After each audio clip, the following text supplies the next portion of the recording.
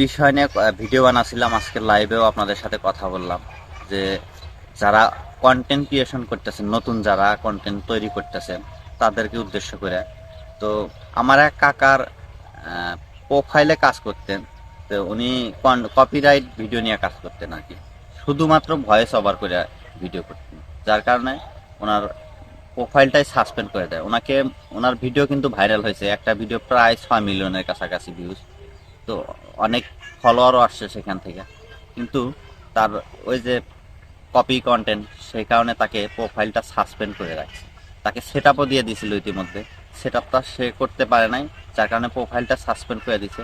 এই বিষয়ে আপনাদেরকে আমি বলেছিলাম, কিন্তু তার প্রোফাইলটা কিন্তু গতকাল রাত্রে আবার ব্যাক আসছে, কিন্তু তার সেট আপটা ফিরে পায় নাই। মানে সেট আপ যে অপশনটা তাকে দিছিল, সেট আপ করতে পারে নাই, কারণ সেট আপ অপশন আসার পরই সে সেট আপ করতে চাইছে, কিন্তু সেট আপটা করার আগেই তার সময়, মানে সেট আপ তো দেওয়ার পর সময় থাকে, একটা নির্দিষ্ট সময় থাকে বা বেশ কিছুদিন থেকেই যায় সেট আপ, পরে করলেও চলে মনিটাইজেশন আসার পর। কিন্তু সেট আপ করার আগেই তার প্রোফাইলটা সাসপেন্ড করে দেয়, সে কপি কন্টেন্ট নিয়ে কাজ করে।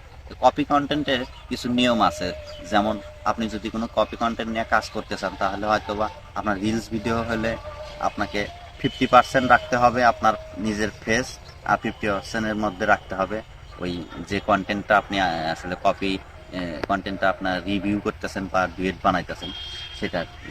আর যদি আপনি লং ভিডিও আপনি মানে আসলে কপি কন্টেন্ট নিয়ে কাজ করেন, তাহলে সেক্ষেত্রেও সেমভাবেই আপনার লং ভিডিওর রেশিওতে আপনার ফেস অর্ধেকে রাখতে হবে, আর ওই কপি ভিডিওটাকে অর্ধেকে রাখতে হবে, তাহলে কোনো প্রকার কোনো ঝামেলা হবে না। কিন্তু আর একটা বিষয়, যে নতুন অনেকেই আছেন যে কোনটা সেন্সিটিভ কন্টেন্ট, কোনটা আসলে আপলোড করলে পেজের ক্ষেত্রে বা প্রোফাইলের ক্ষেত্রে আসলে কমিউনিটি গাইডলাইন্সের নিয়মের বাইরে যাবে বা নিয়ম ভঙ্গ হবে, এই জিনিসগুলো অনেকেই জানেন না, নিয়মগুলো মানেন না, যার কারণেই আপনাদের হয়তো বা অনেকের প্রোফাইলে রেস্ট্রিকশন আসে, অনেক ধরনের কমিউনিটি গাইডলাইন্স আসে।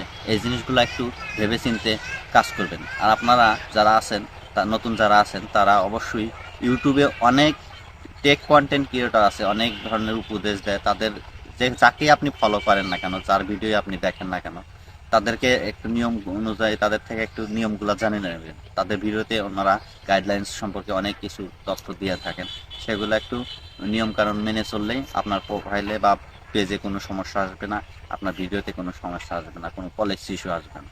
তো এই ধরনের কাজগুলো একটু ঠিকঠাকভাবে করেন, দেখবেন যে আপনার পেজ বা প্রোফাইল একসময় ইনশাল্লাহ র্যাঙ্কিংয়ে উঠবে।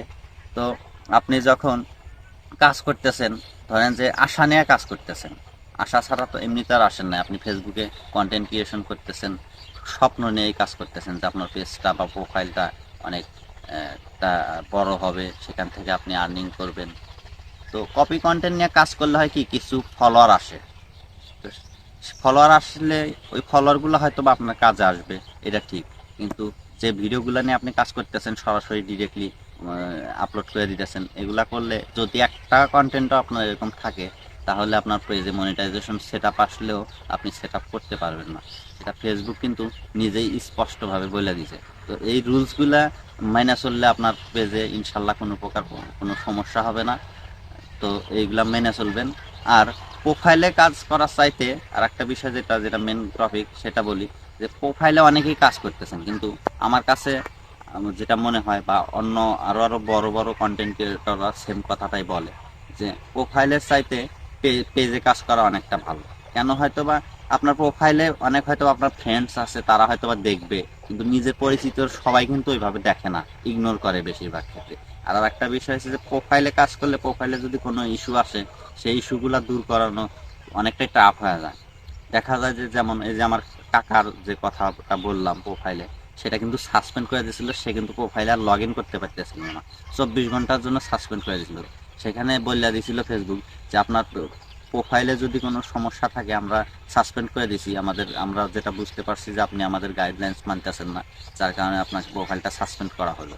কিন্তু যদি এটা 24 ঘন্টার মধ্যে রিসার্চ করে দেখবো, যদি আপনার রিভিউ করে দেখবো, যদি আপনার প্রোফাইলে কোনো প্রকার এরকম নিয়ম ভঙ্গ থাকে, তাহলে অবশ্যই আপনার প্রোফাইলটা যদি আমাদের কাছে মনে হয় যে না, আপনাকে ব্যাক দেওয়ার মতো, তাহলে আপনাকে ব্যাক দেবো, না হলে আপনার পেজটা আর কখনো, প্রোফাইলটা আর কখনো ফেরত পাবেন না।